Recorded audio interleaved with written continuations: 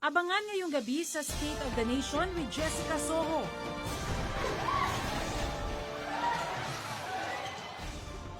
Magnitude 6.1 na lindol, niyanig ang Metro Manila at iba pang bahagi ng Luzon. Kabi-kabilang pinsala, naitala.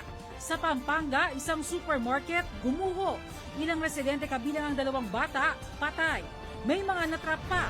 Pangulong Duterte sinisi ang nakaraang administrasyon at ang Amerika sa pagtatayo ng China ng mga estruktura sa West Philippine Sea. Maraming pasahero na abirya sa bagong patakaran ng MMDA sa pagbababa at pagsasakay ng mga provincial bus.